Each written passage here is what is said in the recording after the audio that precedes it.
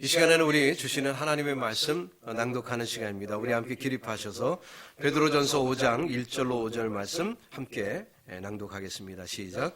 너희 중 장로들에게 권하노니 나는 함께 장로된 자요 그리스도의 고난의 증인이요 나타날 영광에 참여할 자니라.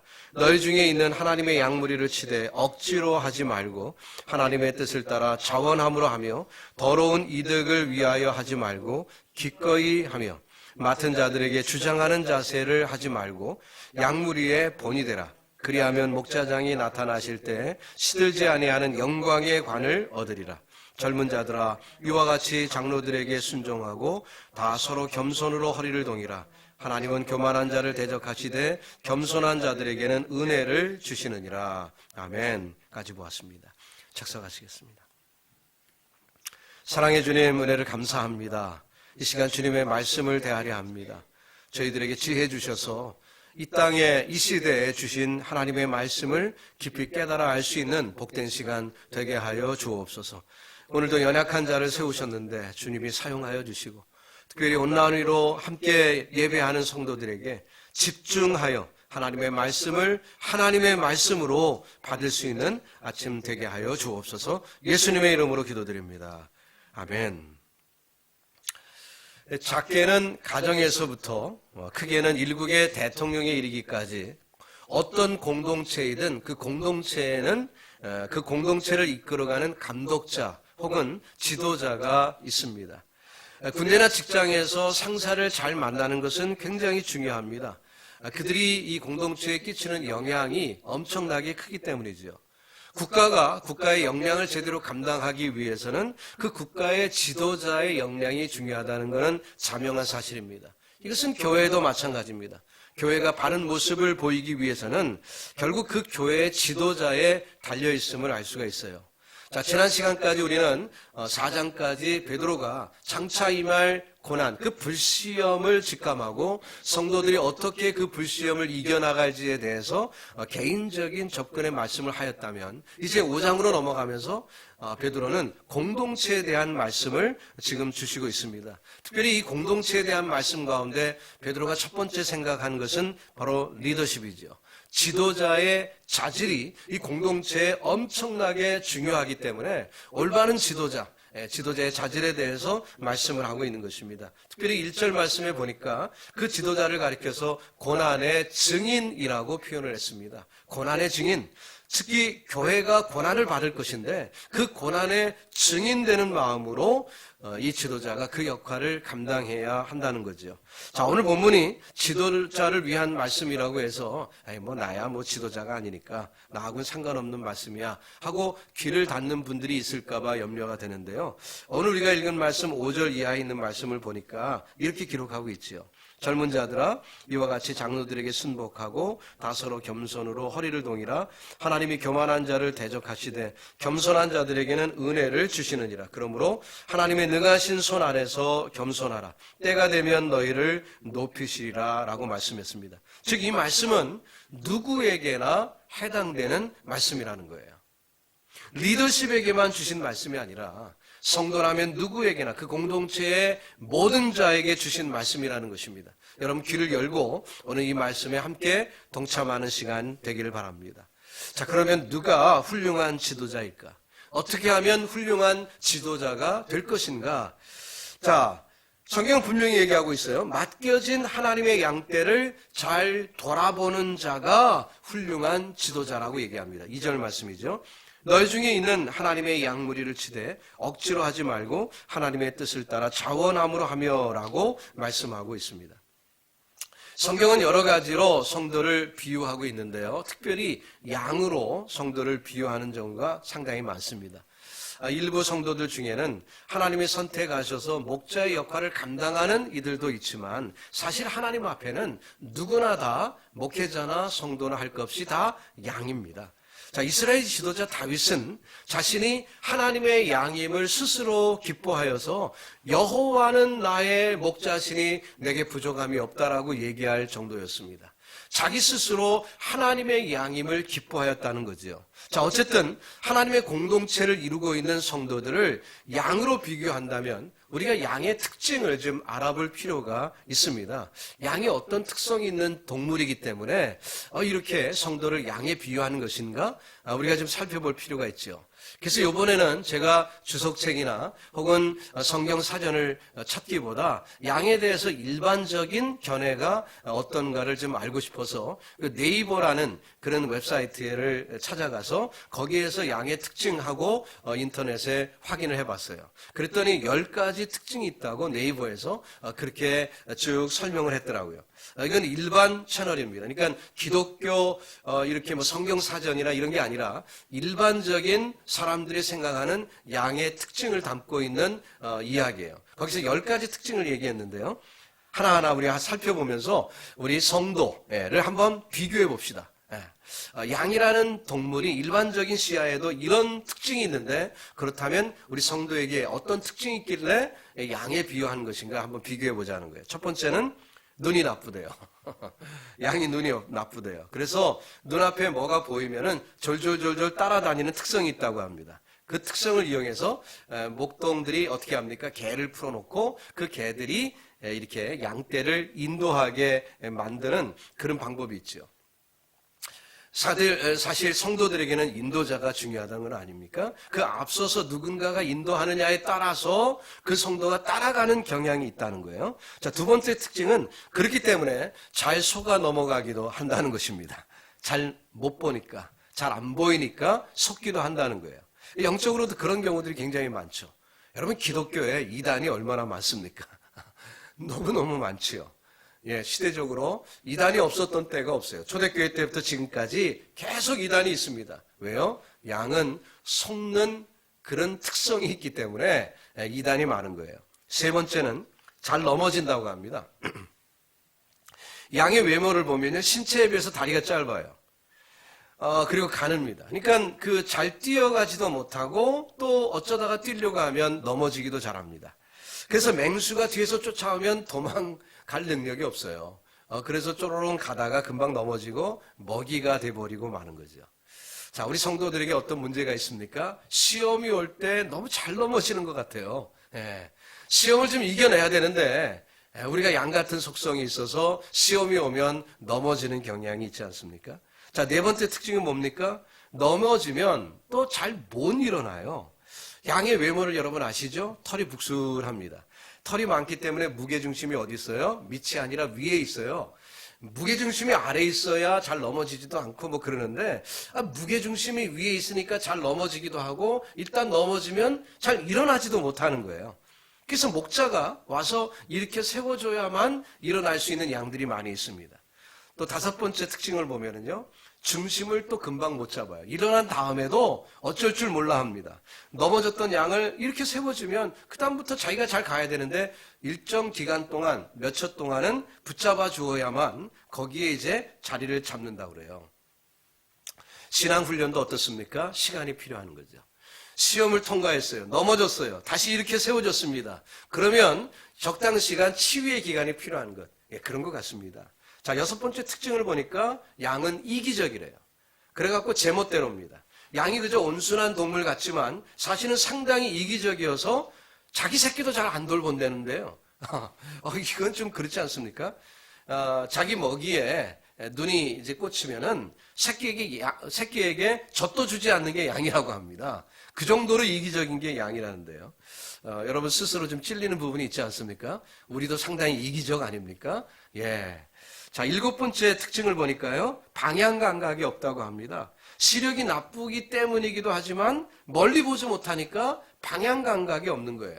여러분 우리가 방향 감각을 어떻게 잡지요? 동서남북이 막 느껴집니까? 그게 아니라 여기에 빌딩이 있고 여기에 무슨 약국이 있고 뭐 이런 걸 통해서 우리가 방향 감각을 잡는 거 아니겠어요? 근데 양은 시력이 나쁘니까 보이는 것에 대해서 잘 이제 입력이 안 되니까요. 그러니까 결국 방향 감각이 없어요. 그래서 자기 앞에 낭떠러지가 있는지 시냇가가 있는지 이런 구분을 스스로 할 능력이 없다는 거예요. 정말 절대적으로 목자가 필요한 동물이죠. 여덟 번째 특징을 보니까 그런데도 불구하고 귀서 본능은 있대요. 그래서 어디를 갔다가 집으로 돌아가려는 그런 속성이 양에게 있다는 것입니다. 상당히 희망적이죠? 우리도 길 잃어버렸다가도 주님 앞으로 돌아오는 그런 속성이 있지 않습니까? 그런 모습이에요. 자, 9번째 특징은 자기 방어 능력이 전혀 없습니다. 양이 뭐 뿔이 있나요? 날카로운 이빨이 있나요? 발톱이 있나요? 양에게 정말 공격용 무기라는 것은 아무것도 없어요. 그렇기 때문에 자기 방어 능력이 없습니다. 사나운 짐승이 찾아오면 금방 먹잇감이 되고 말지요. 그래서 그런지요, 10번째 특징을 보면 죽을 때가 되면 상당히 온순하다는 거예요. 다른 동물을 보면은 죽이려고 하면은 반항도 하고 소리도 치고 발버둥도 치고 뭐 그러지 않을 것입니까? 여러분 혹시 닭을 잡아보셨어요? 아이고, 이 닭 잡는 거 보통 어려운 거 아닙니다. 굉장히 어려워요. 그래서 단칼에 목을 끊어야지, 안 그러면요, 이거 피 철철철철 흘러나오는 닭이 막 길거리를 도망 다니게 되는 그런 우스꽝스러운 일이 벌어지거든요. 그게 쉽지 않습니다. 근데 양은요, 자기를 죽이려고 하는데 그냥 가만히 목 내놓고 가만히 있다는 거예요. 참 이상한 동물이죠. 그래서 자기의 죽음에 대해서 체념한 듯 그런 온순해지는 게 양이라는 거예요. 자, 여기까지가 네이버라는 데서 소개하고 있는 양의 특징입니다. 근데 우리가 알고 있는 양의 특징이 좀 더 많이 있어요. 그래서 제가 몇 가지를 한 번 더 첨가해 보았습니다. 이 대부분의 양들은 지금 일반 동물하고 다른 것이 또 있는데, 그건 뭐냐면은 스스로 털갈이를 하지 못합니다.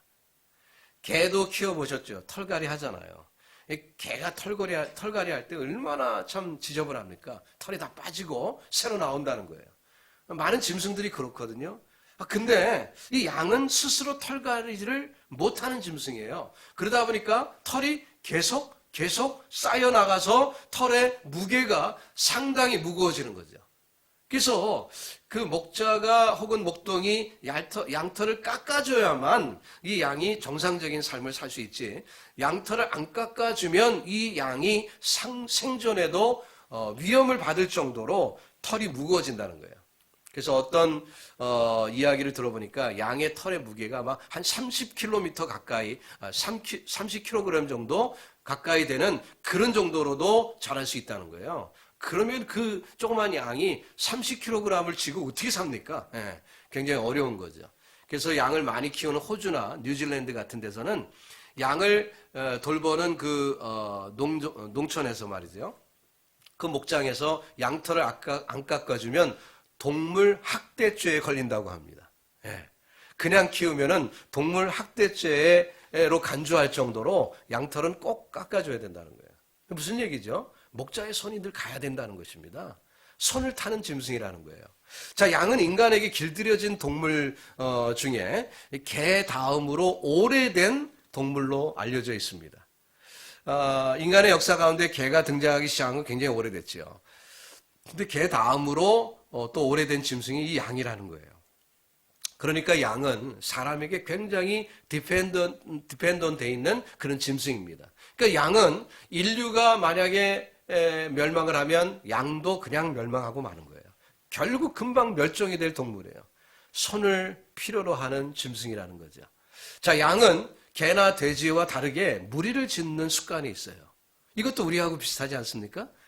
성도들이 연합되는 것. 교회도 공동체잖아요. 무리입니다. 그렇기 때문에 양은 무식하기로 또한 소문난 짐승이기 때문에 스스로 뭘 할 수 없는 그런 부분도 있어요. 신체에 비해서 뇌가 좀 작대요. 그렇기 때문에 어때요? 목자의 인도를 받지 않으면 길도 잃고 먹이도 구하지 못하고 목숨을 잃을 수도 있다는 거죠.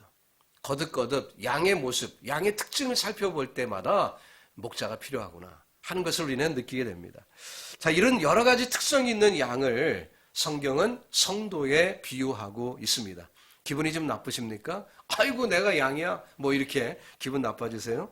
정말 양은 나약한 존재입니다. 그러기에 목자는 양을 돌봐야 하는 것입니다. 그야말로 양은 목자가 필요한 존재라는 거죠. 그래서 본문에 양무리를 치라, 이 말씀은 이끌다, 돌보다 그런 뜻이죠. 그래서 영역에 영어 성경어를 찾아보니까 oversee 한다 혹은 care 한다 그런 표현으로 사용이 되었더라고요.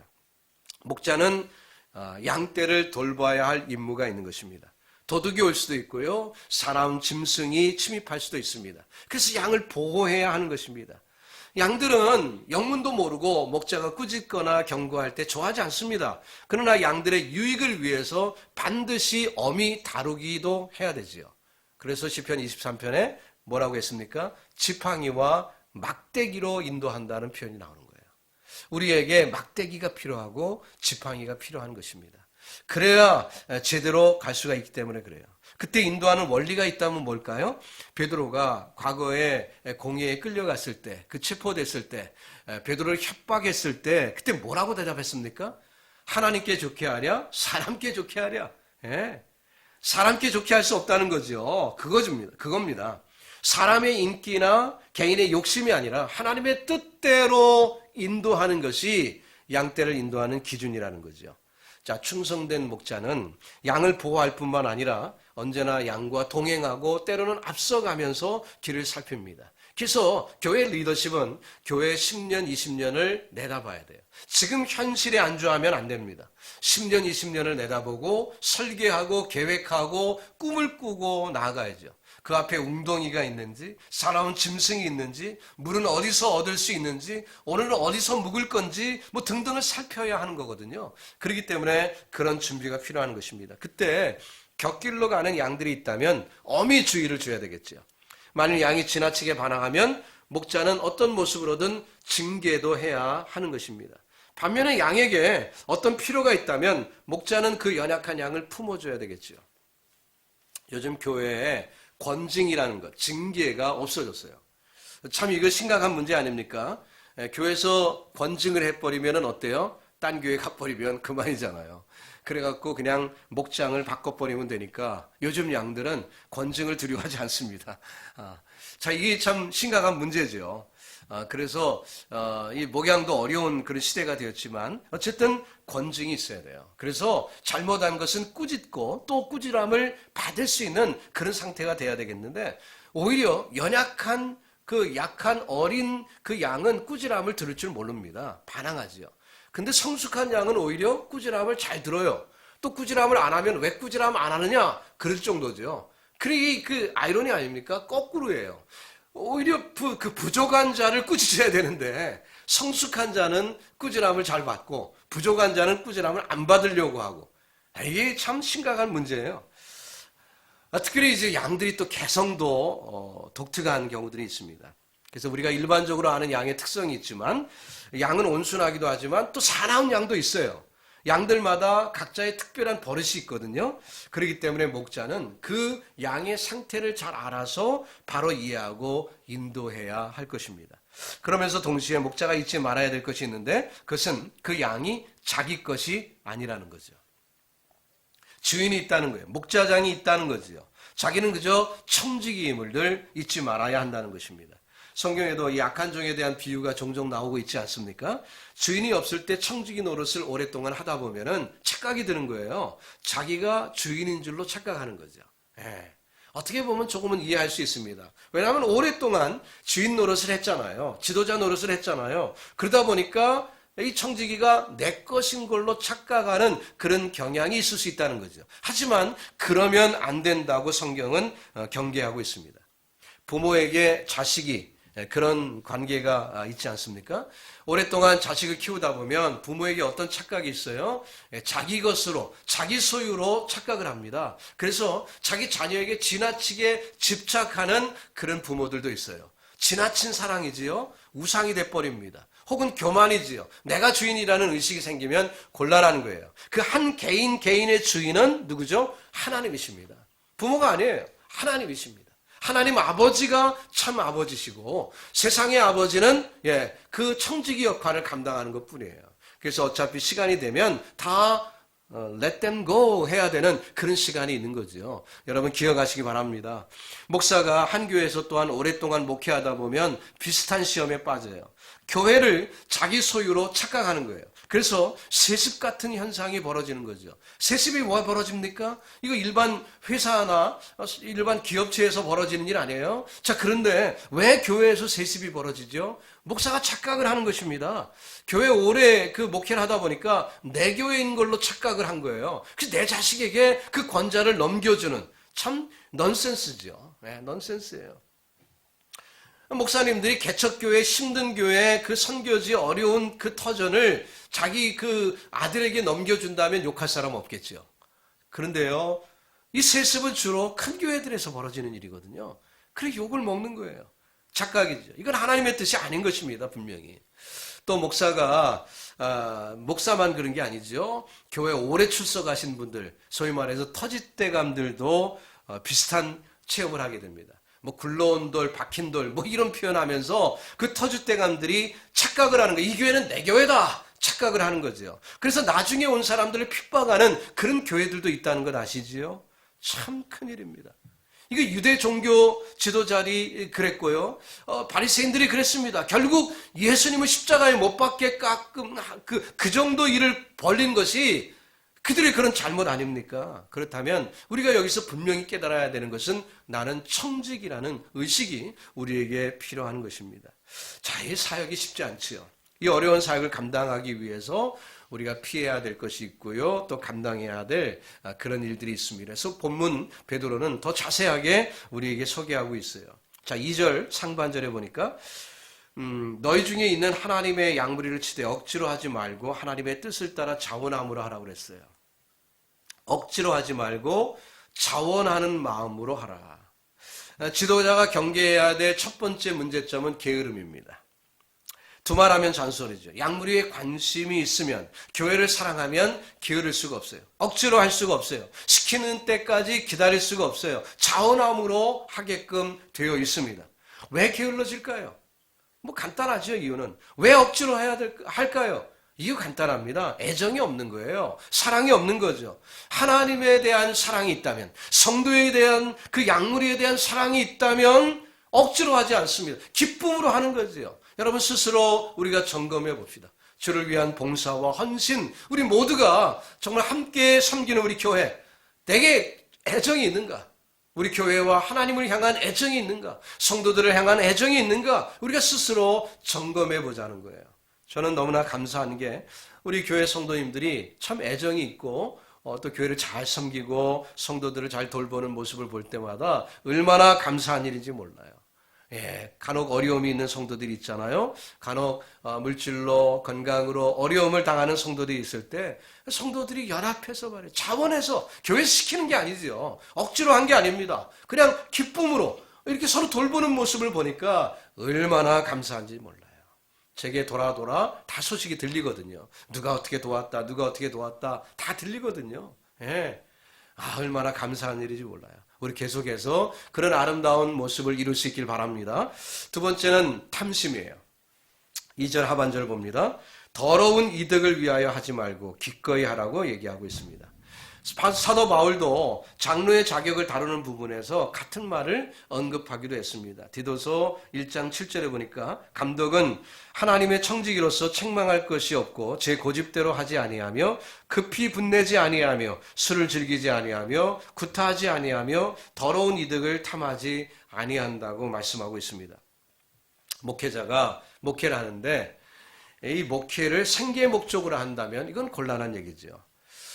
제가 어떤 교회 부임을 했습니다. 한 장로님이 제게 다가오더니 요즘 목회자들이야 뭐 돈 걱정 안 하지요. 옛날에 목사님들이 어려웠지 요즘은 목사님도 뭐 좋은 시대에 목회합니다 하고 저한테 얘기를 하시더라고요. 착각이죠. 옛날이나 지금이나 목회자 어려운 분 참 많습니다. 예, 어려운 분이 훨씬 더 많습니다. 생각해 보세요. 예. 세상에서 대학원까지 나오고 마스터까지 마친 그런 수준의 사람들의 인컴하고 우리 목회자들의 인컴을 한번 비교해 보세요. 훨씬 더 적거든요. 게다가 개척교회 목사님들 교회 경제 형편이 뻔한데 목회자의 모습 뭐 뻔한 건 아니겠습니까? 그런 거예요. 물론 우리 목회자들이 목회를 밥통으로 여기면 사꾼 목자가 되는 거지요. 참 어려운 세대가 된 것이 분명합니다. 제가 목회를 하면서 부목사님들을 많이 모셔봤는데요. 이제 인터뷰를 하고 얘기를 하려고 할 때 어떤 목사님들은 나 사례 얼마 주느냐 묻는 분도 있고 혹은 어떤 분들은 나는 이 정도는 받아야 된다 하고 자기가 받아야 되는 액수를 제시하는 그런 목회자도 있어요. 아니 그럴 것 같으면 그냥 세상 일 하지 뭘 목회를 하는지 잘 모르겠습니다만은 어쨌든 여기서 기꺼이 하며라는 표현, 이 열성이죠. 열정을 얘기하는 것입니다. 바울이 로마서 1장 15절에서도 같은 말을 쓰고 있는데요. 그러므로 나는 할 수 있는 대로 로마에 있는 너희에게도 복음 전하기를 원하노라. 이런 표현을 한 적이 있습니다. 나는 할 수 있는 대로라고 우리말에 번역을 했는데 영어 성경에 보니까 eager라는 eager 그 표현을 쓰고 있더라고요. 그래서 열정에 대한 얘기예요. 목회자가 열정이 있어야 돼요. 그냥 흐리멍텅 되는 대로 뭐 그냥 하면 하고 말면 말고 그런 식으로 목회해 갖고는 열매가 없죠. 열정이 있어야 돼요. 최선을 다하는 그 열정이 우리에게 있어야 되지요. 인생 한 번 사는 건 아닙니까? 목회도 한 번 하고 마는 거거든요. 그러니까 후회가 없으려면 열정적으로 자원하는 마음으로 최선을 다하는 마음이 우리에게 필요한 거예요. 여러분, 우리 교회 목회자들과 평신도 리더들이 그런 마음으로 사역할 수 있도록 여러분 기도해 주시기를 바랍니다. 그래서요, 그 열정이 식지 않도록 하나님을 향한 사랑과 성도를 향한 사랑, 그 애정이 식지 않도록 여러분 기도해 주시기를 바랍니다. 왜냐하면 목회자도 인간이잖아요. 그러면 이런 상처 저런 상처 받다 보면은 상처로 그냥 가득 차 있으니까 그러니까 좀 소극적이 되고 좀 이렇게 패시브하게 되는 그런 경향도 있어요. 제가 경험해 보니까 그렇더라고요. 상처 안 받고 싶으니까 그런 모습이 있어요. 그래서 이것은 참 해가 되는 것 같습니다. 여러분 목회자들이 정말 목회를 열정적으로 할 수 있도록 그렇게 기도 많이 해주시길 바랍니다. 자, 세 번째는 약물의 본이 되라 이렇게 말씀하고 있습니다. 3절이죠. 맡은 자들에게 주장하는 자세를 하지 말고 약물의 본이 되라 말했습니다. 지시하는 것과 지도하는 것은 다른 것입니다.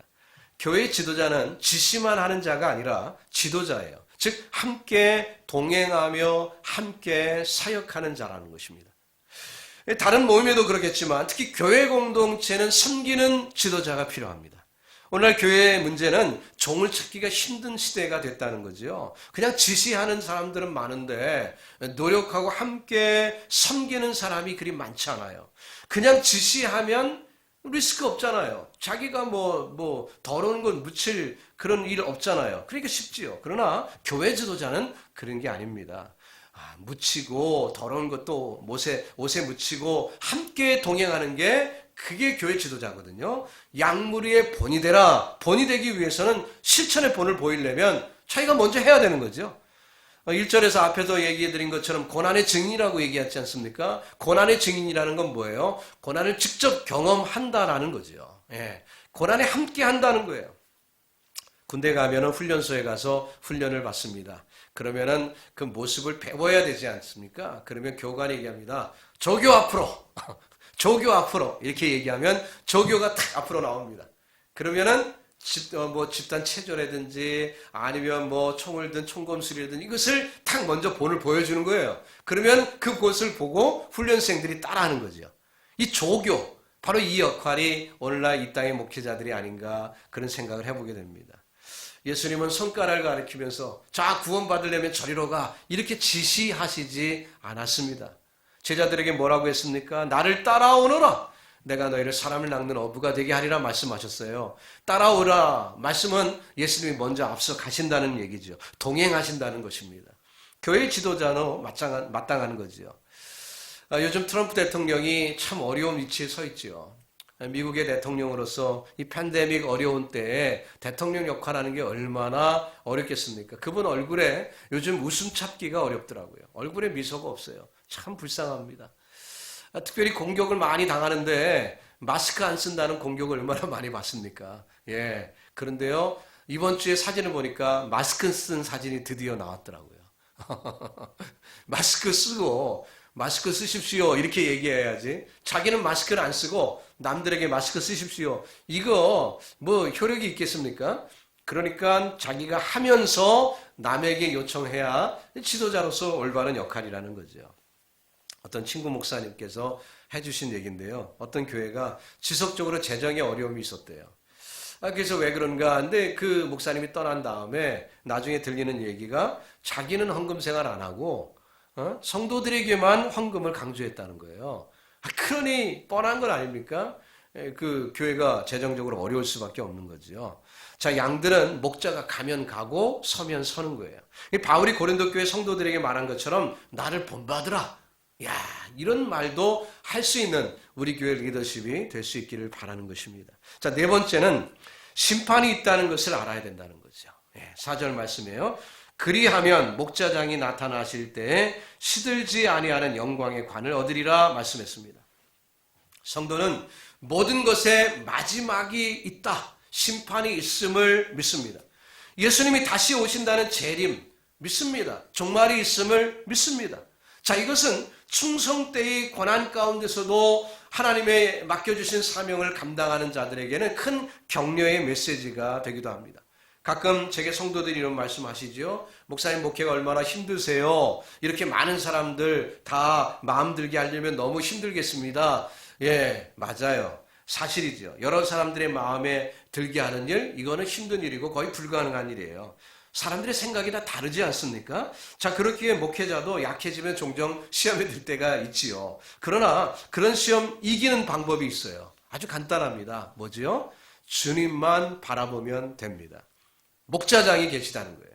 그분께서 좋다 하시면 다 된 거라는 거죠. 사람들 눈치 볼 필요가 없다는 거예요. 목회가 힘들지만 그래도 굴하지 않고 계속하는 이유는 하나님을 기쁘시게 하는 일이기 때문입니다. 하나님을 기쁘시게 해드리면 나머지는 하나님이 다 알아서 해주시거든요. 그렇기 때문에 고민할 필요가 없어요. 예수님은 선한 목자이십니다. 그분은 목자장이십니다. 양을 위해서 목숨을 버리신 목자장이시죠. 그분이 맡겨주신 일이기 때문에 그 일을 감당하는 일이 힘들지 않을 리가 없어요. 당연히 힘든 일입니다. 고난이지요. 그러나 후일 평가하시는 날이 분명히 오십니다.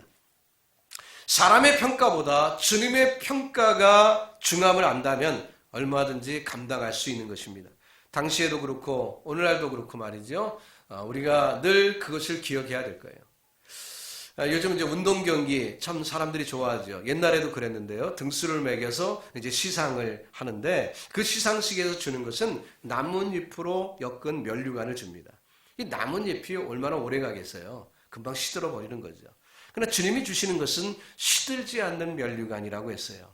완전한 보상이라는 겁니다. 베드로전서 1장 4절에 보니까 썩지 않고 더럽지 않고 쇠하지 아니하는 기업을 있게 하시나니 곧 너희를 위하여 하늘에 간직하신 것이라.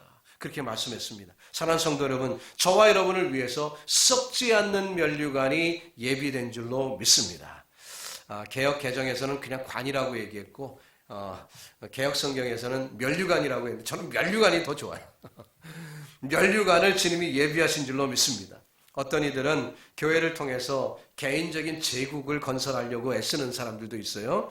어떤 이들은 교회에서 사람들의 박수갈채를 받으려고 애쓰는 사람들도 있어요. 또 어떤 사람들은 그것을 세상 권세하고 비교하면서 교회 권세도 세상 권세인 줄 착각하고 그 권세의 자리에 위치에 서려고 그저 안간힘 쓰는 사람들이 있습니다. 장로 선거를 하려고 하면은요, 뭐 선거 운동하는 사람들이 막 있는 그런 시대예요.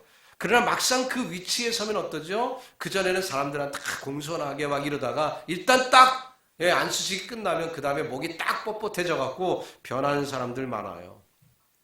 이민교회 이런 모습들이 참 많이 있죠. 제가 목회를 하면서 나 사람 참 볼 줄 모른다. 하나님 앞에 두 손 반짝 뜬 일이 바로 그런 경험이거든요. 어떻게 그렇게 사람이 변하는지 몰라요.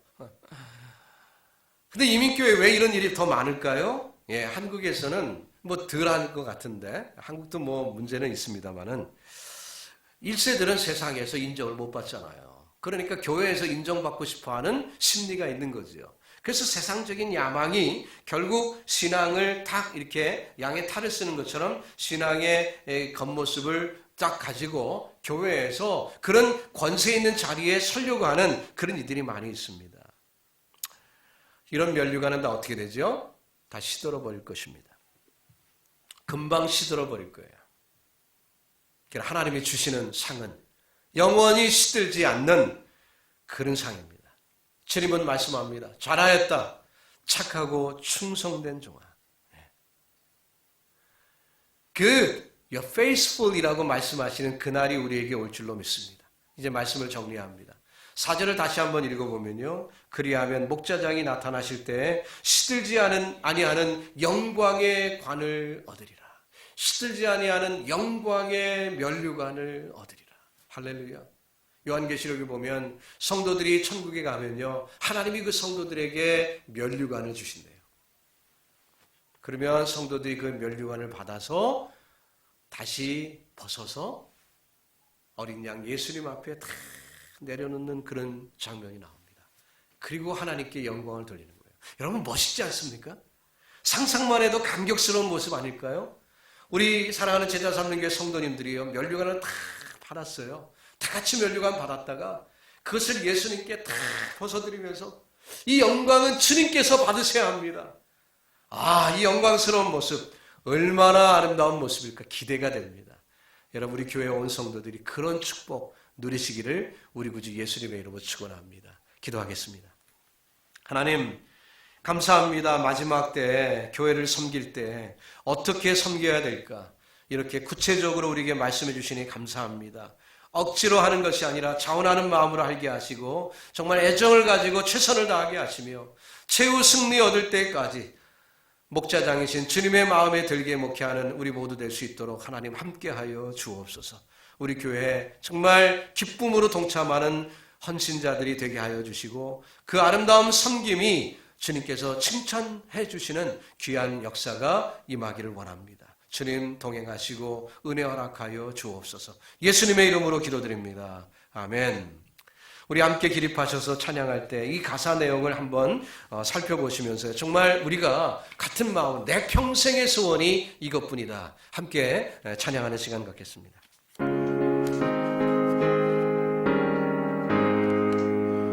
내 평생 소원 이것뿐, 주의 일하다가 이 세상이 변하는 날 주 앞에 가리라. 꿈같이 헛된 세상에 취할 건 무엇냐, 이 수고한 많아여도 헛된 것뿐일세. 불같은 시험 많으나 겁내지 맙시다. 아멘. 구주의 권능 그 신이 이고 남겠네.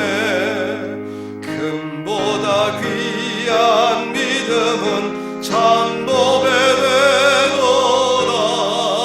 이 진리 믿는 사람들 다 복을 받겠네.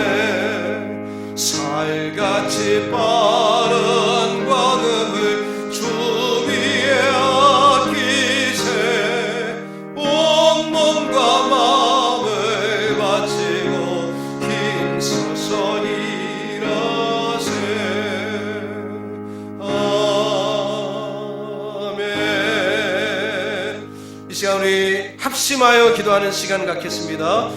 주여, 봉사하며 헌신할 때 주님 억지로 하거나 정말 힘들게 하지 아니하도록 도와주시고 정말 자원하는 마음으로 기쁨으로 양무리를 돌볼 수 있는 저희들 될 수 있도록 하나님 함께하여 주옵소서. 자기의 뜻과 자기의 야망으로 자기의 욕심으로 하지 않게 하시고 언제나 하나님을 기쁘시게 하는 저희들 될 수 있도록 도와주시며 이 모든 일의 목자장이 계심을 알아 하나님이여 주의 뜻대로 나아가는 저희들 될 수 있도록 내 주여 인도하여 주시옵소서. 주님의 칭찬만을 바라봅니다. 세상의 업적이나 사람들의 판단이 아니라 오로지 주님의 칭찬받기를 원합니다.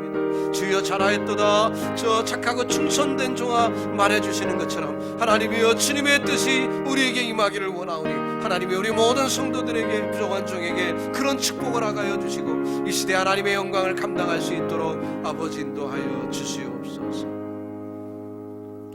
주님, 우리의 평생의 소원은 주의 일 하다가 주님 만나기를 원합니다.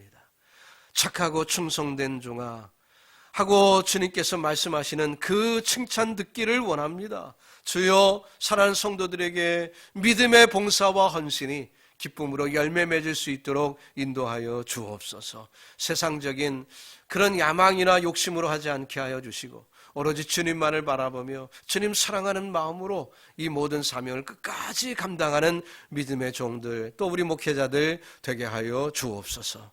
이제는 우리 구주 예수 그리스도의 은혜와 아버지의 끝없는 사랑하심과 성령님의 충만하심이 오늘 이렇게 교회를 위하여 헌신할 때 어떻게 헌신해야 될지 깨닫고 주님 앞에 기쁨의 산제사 드리기를 원하는 주의 백성들 머리머리 위에 이제로부터 영원토록 함께 있을지어다. 아멘.